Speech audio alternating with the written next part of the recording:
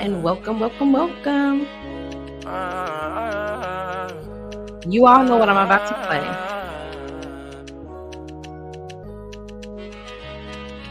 One day, every day will be Friday, no. We got just to celebrate, oh. Like saying now you're Friday, no. My baby, one day, breakfast on the jet, you know. Tuesday, that's reject, oh. That day, not today. All right. Welcome back. My name is Nzali, and this is Nzali Takes Africa. Over here on this YouTube channel, we talk about all things living, working, and playing on the African continent. So if that is something that you are interested in, then this is the channel for you. Go ahead and make sure that you have liked this video in advance. Show me in advance that you have faith then you're going to get what you came here to get today. You can always subscribe if you are a new member and you haven't subscribed yet. If you have been here with us for a while, then you can definitely hit the notification bell so that you stay up to date on everything that's happening over here. In addition to that, for my subscribers, you also can become a member. Members get exclusive content early. We also will be having member-only lives and chats where we'll go into the nitty-gritty of you transitioning, living abroad. Okay. Now, if you just want to hit your girl up, send me an email, nzalitakesafrica@gmail.com, or you can always find me on Instagram, showing you my day-to-day life while I'm in Ghana, and that is at nzalitakesafrica. So now that we have gotten most of our housekeeping out of the way, I am definitely going to give you a little opportunity. Okay, so my chapter, Gamma Alpha Sigma Zeta, chapter of Zeta Phi Beta Sorority Incorporated, we have a special treat for everybody. We are raffling off a free flight ticket to Ghana. Can you believe it? Yes, we're raffling off a free flight to Ghana. The raffle ticket is $50, and I have a quick little video that will describe what your $50 goes to if you decide that you want to, roll the dice and see if you can win this flight to Ghana. This is what your $50 will go to.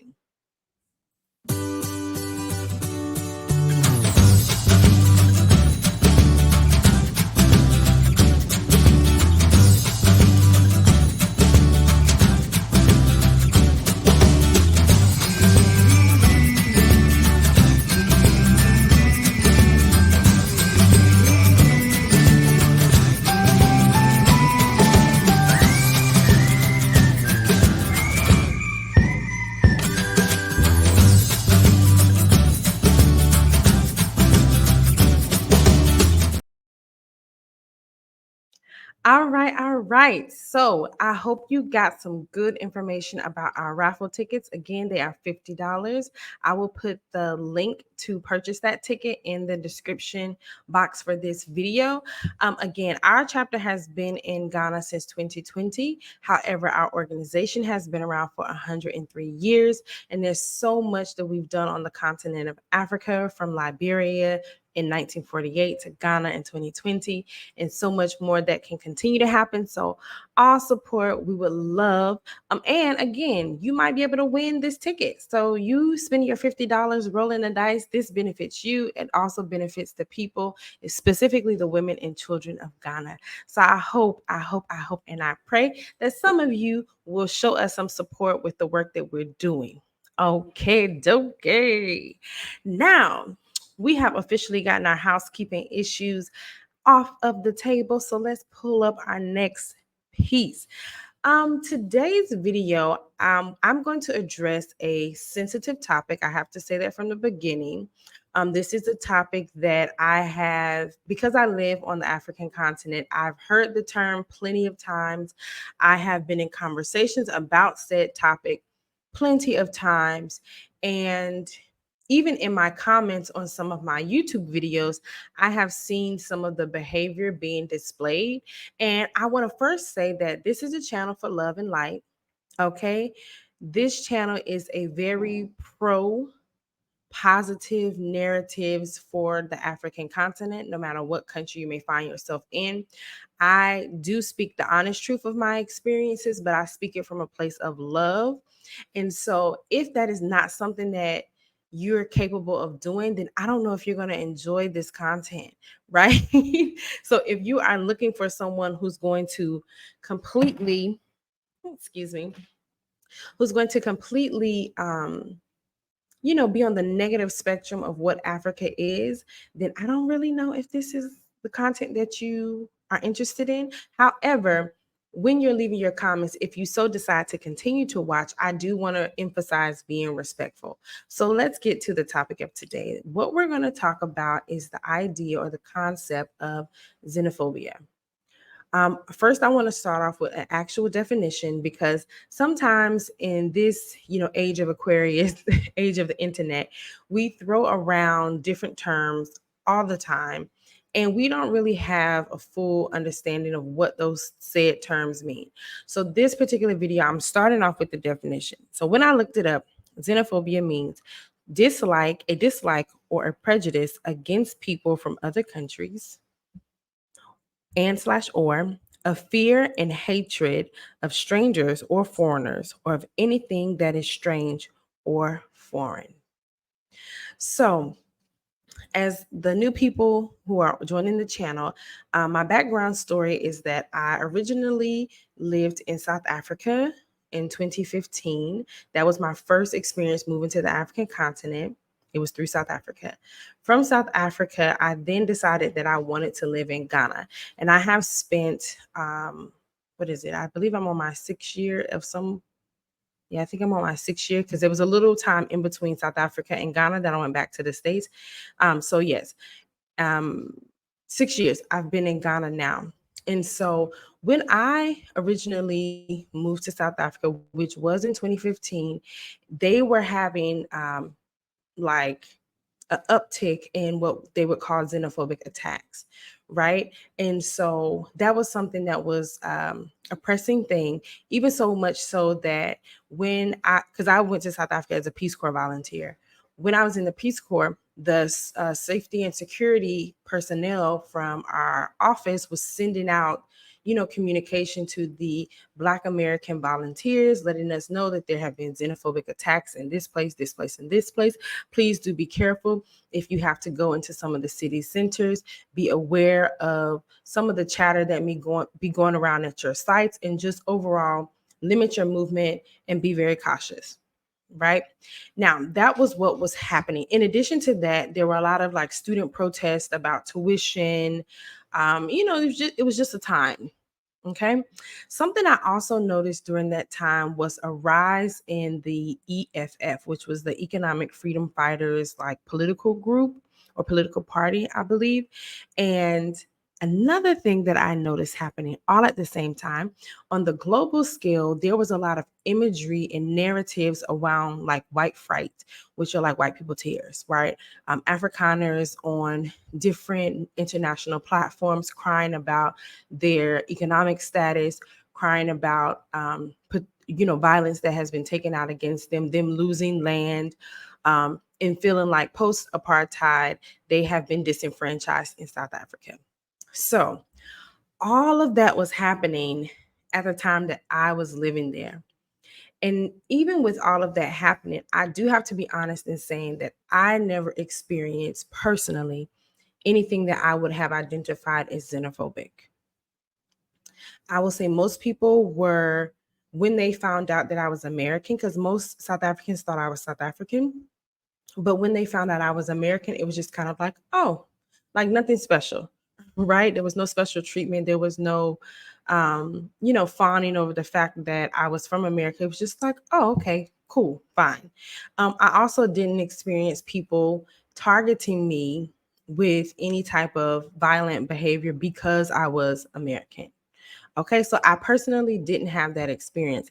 However, it would be ignorant of me to say that I did not witness some of it with other Africans who lived in South Africa, and also listen to some of their experiences that they shared with me while I was there. So With that being said, something that I think people haven't really talked about when it comes to this whole concept of xenophobia is that I personally believe that it is a tactic of the people who are really pulling the strings to divide and conquer again. So when we start thinking about, okay, the rise of EFF, which were they were the ones leading the charge on redistributing the land, taking the land back from some of the Afrikaners who still owned it, redistributing that land, redistributing the wealth in South Africa, and closing the wealth gap between the different groups of people. They were about that. And as they were being about that heavily politically um, in the faces of everybody, you have this other narrative of white people being so scared, right? I'm just so scared that, this is what's happened to me. I'm underprivileged now, and all this kind of stuff. And so you have these two opposing things that are happening. So the powers that be, I know they probably step back and say, how can we get these people, the EFF people, the people who kind of identify with that type of mentality, how do we get those people to back up off of these people? Okay. And I think inserts the uptick, the publishing or publicizing quote unquote xenophobia, right? And so now the capitalism isn't your opposition, right? Um, it is foreigners who are coming into your country and making it dirty, as people will say, or stealing your jobs, all of those type of things, right? So you have redirected people's attention from reclaiming and the redistribution of economic resources in the country to now they are in disagreements with each other over petty things anyway, and also things that they don't have control over anyway. Immigrants don't have control over where they get hired. Immigrants don't have control over setting up business. Somebody in South Africa had to approve the business licenses, right? Somebody had to approve their initial paperwork to come into the country. So those things are outside of their control, right? And so when I think about my experience there, although I personally didn't experience xenophobia, I did see how it was starting to gain more wings, gain more legs so that it could run and soar at a later time. And I truly do, in my honest opinion, believe that it was a tactic to redirect the energy from redistributing the wealth gap, the wealth resources in South Africa. Okay. Now, one of the things that I believe really triggers up quote unquote xenophobia is financial um, hardship, right? People feeling like they're living in a place and they don't have access to the resources of that place. People feeling like they're born into a certain, I'm going to use the word caste, even though that's not anything that they really, that isn't terminology that is used in South Africa, but just for understanding's sake, I'm born into a certain class or economic level, and I don't have an opportunity to elevate myself using the tools and tactics that the people are saying should work for me. Well, those don't work for me. So now what? People will always look for someone to blame, look for someone to hold accountable or responsible for the circumstances, especially when they are an oppressed group of people and they feel powerless within their system. Prime example, in the US, there has historically and sometimes currently been um, a competition between African Americans and African immigrants and Latinos. And the same thing that I saw when I lived in South Africa when it came to xenophobia is what I have also seen and experienced in the States between those three communities. Black Americans feel like Latinos, African immigrants are taking their jobs, are taking their opportunities, are getting handed special privileges as an immigrant that a everyday Black person in America would not have access to.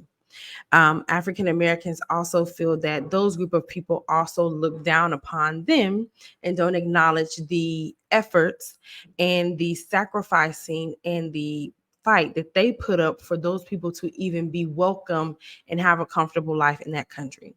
That is the same sentiment that I observed when in South Africa, when it came to South Africans looking at some of the other African immigrants. Right now, on the flip side of that, the immigrants to this place, they feel like these people are lazy. These people are not taking advantage of their opportunities. It's not my fault. I just came here for a better life. It's not my fault. Right now, that clash is historic. Again, it's that divide and conquer. We're too busy on the localized level, when at the top level, those people are still racking in money, continuing business as normal, and just not really phased by the noise at the bottom, because they're too far at the top to even entertain to pay that much attention. They just create another distraction and let the people continue to fight and be in disagreement. So, one of the things that I think we have to really recognize is that because of economic hardship, this is our real issue. We have to look at what is the real root issue of the problem and what's causing this. People are feeling disenfranchised within their own country. Why? Because they don't feel like they have access to opportunities and resources. So in order to even address xenophobia, we have to start at the root. South Africans, Black Americans, we have to ask ourselves, who is setting up the system in a way that would disenfranchise its citizens? What do they benefit from setting up a system that would disenfranchise its citizens, while at the same time making those said resources available to other people who are not citizens? What do they benefit from that? What do they gain from that? And I would encourage us to focus our attention there as opposed to individuals. Now, something that I would like to acknowledge is that every immigrant that comes into a foreign country does not always have the best intentions. Some of them do illegal things sometimes. Some of them, just aren't upholding the standards of that country. But literally, that happens everywhere. It's not a like in South Africa, they'll say, they have immigrants from all over the African continent. You can't say, oh, that's a Zimbabwean thing, that's a Nigerian thing, that's a Kenyan thing, et cetera, et cetera, et cetera. That's literally a people thing. Okay, same thing in the States. You can't say, oh, look at all those Mexican cartels and they're smuggling drugs into our country, blah, blah, blah. It is a people thing. It literally has nothing to do with where the person is coming from. I think we are attaching those things to a character trait when really it's just people.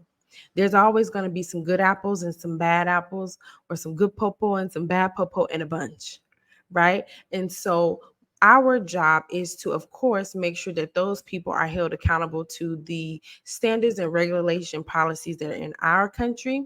But I don't think that we should take the minority and make them the majority, and then use that as an excuse for us to, you know, speak down on people, exhibit violence sometimes. And I'm saying we because, again, this situation in South Africa is very similar to the situation that we also find in the States when it comes to other Black and brown immigrants in the United States and Black Americans. It's a very, very similar pot and pool of energy, right? And as I said in one of my previous videos, there are a lot of similarities between South Africans and the Black American experiences in more ways than a few. So, with saying all of that, Black Americans have been constantly fighting for liberation for a very, very long time. South Africa is still a very new country. So, being that some of these issues Black Americans have seen for quite a while, we've been working to break those things down for quite a while. I do want to offer a few tips of solution, because sometimes you find yourself as an individual falling into some of these mindsets even when you don't want to, right? It's sometimes an unconscious thing.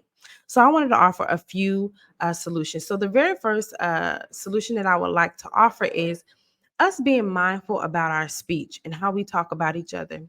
As I said at the beginning of this video, there's so much negativity that's already circulating in the world about African countries, African people, who we are. I would even go so far as to say there's so many lies, misinformation about who we are as a collective body of people in these different countries on the African continent. So because that is the international narrative, we as African people have to do our due diligence to combat said misinformation. So when we get on YouTube, when we get on Instagram, Facebook, Twitter, Snapchat, WhatsApp groups, Telegram, all the places where we socially communicate, we should be very intentional about the speech that we use. We should not get into people's comments and say and reiterate negative stereotypes that just simply aren't true, right? We should be on here promoting the positive things, the things that we wish to see about ourselves at a global scale. Okay, so that would be my very first tip. Let us be mindful in these social media streets about how we speak about each other. And we try to do it from a space of love and from a space of if there is correction that needs to happen, like a positive corrective uh, reinforcement. Okay, the second tip I will offer to all of us who struggle with this idea of xenophobia and sometimes find ourselves um, exhibiting some of those biases, I would ask us to get clear about who is for and against you. As I said at the beginning of this video, it just was such a coincidence that we had a political party coming up to Rise talking about redistributing wealth. At the same time, we have this distraction of, oh, it's the African foreigners in South Africa who are causing all the problems. So now let's focus on that as opposed to redistributing this wealth appropriately, redistributing money appropriately, right? So for us as a people, we have to get clear about who is for and who is against us. I asked two key questions earlier in this video. Go back, rewind to those two questions, listen to them, think about them, journal your response. Ask yourself that every few months so that you can re-guide yourself as to who is really for the advancement of your people and who is not. Because once you get clear about that, then you're able to better distance yourself from the distractions that are guaranteed to come. Okay. The third tip is we have to heal ourselves from self-hate. A lot of Black people, African people, melanated people across the globe really have deeply rooted self-hate. And we project our hate onto other people that are similar to us. How that manifests itself in Africa is through tribalism. How that manifests itself in the Americas and also sometimes in Africa is through colorism. All of those, colorism, tribalism, that's self hate. At the end of the day, we are people. At the end of the day, we are African people. It does us no justice, never has and never will, for us to be segregating ourselves amongst ourselves. Yes, we know that there are different tribes. We should be proud of our tribes. We should be proud of our ethnic cultures. However, your ethnic culture should not attempt to wipe out or level, or what is it, what's the word that I'm looking for? Y'all can put it in the chat. But basically looking down at another group of people, that's a form of self-hate. You don't have to put down someone else to lift yourself up. You don't have to say, well, my country, South Africa, we have everything, so that's why all the other Africans want to come here, right? And then you create this us and them energy. Same thing for Black Americans in the States. We've been here the longest. We fought for all of this and that. You should be kissing our feet, thanking us for everything that we've done. Again, that creates a us and a them mentality, and a lot of it is rooted in self-hate. All of my spiritual gurus, ministers, priests, traditional healers, people just walking around with strong intuition, you've been called to those spaces for good reason. My counselors, psychiatrists, trauma response healers, you've been called to those spaces for good reason. So let's make good use of it. Let's start addressing this concept of self-hatred and how it projects out. And for our final tip that I have is we have to get rid of the belief in lack, belief in scarcity. Anyone who has traveled to the African continent has seen abundance. It don't matter which country you've gone to, you have seen things grow in abundance. When we look at the natural resources that are just available naturally without any rhyme or reason on the African continent as a whole, and how we supply the rest of the world with so many raw materials, that lets you know we really are the Garden of Eden. We are the abundance. Everything that you need is already here. So the trick of capitalism has been to convince other people that there's not enough.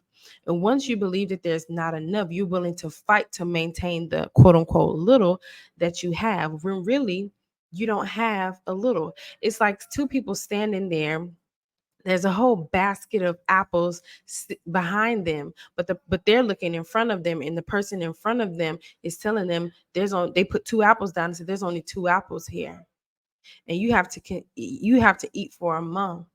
Now, those two people are going to fight and scrap over those two apples. Meanwhile, the whole time behind them, there's a whole basket full of apples sitting in front of a whole orchard of apples. But because they're so focused in the belief on the lack and the belief on the scarcity of the two, they haven't even taken a second to look around, observe, and see that they really are standing in the apple orchard, and this is the land of abundance. We have to intentionally work on removing ourselves from those certain types of beliefs that keep us in a mentality of we don't have enough. Because when you feel like you don't have enough, you're willing to fight about it. And so, with that being said, again, I don't want to put any blame or reason on anybody for anything when it comes to xenophobia. I just offered those 4 tips as a way for us to move away from that energy. Because again, I'll repeat it and I repeat it and I repeat it. I do believe that it is intentional to create a us and them mentality amongst the people in South Africa, also amongst my community and other minorities that are in the United States. And that us and them mentality doesn't serve any of us well. No matter how much we may have our personal feelings about who and what somebody is, we have to look at the bigger picture. Okay, so I love y'all. Please, please, please go ahead and follow me on Inzali at Inzali Takes Africa on Instagram. Make sure that you like this video, share this video, clip it up, put it on TikTok, everywhere else, and subscribe to this channel and hit the notification bell. And one more time for my members or my subscribers, you can become a member. You can get exclusive content early and take part in our member-only chats and lives. All right, so let me know what you all think about this concept of xenophobia. I know I kind of made a little comparison between my experience in the States and in South Africa. So let me know if you think it is the same, if you think it's a totally different concept. Maybe I missed the mark, or maybe I'm not nuanced enough. Let me know in the comments, and we will definitely keep this thing rolling. Until next time, I love you. Stay in peace. And even if you cannot stay in peace, like Tabitha Brown say, don't go messing up nobody else's day. All right. Have a good one, y'all. Bye.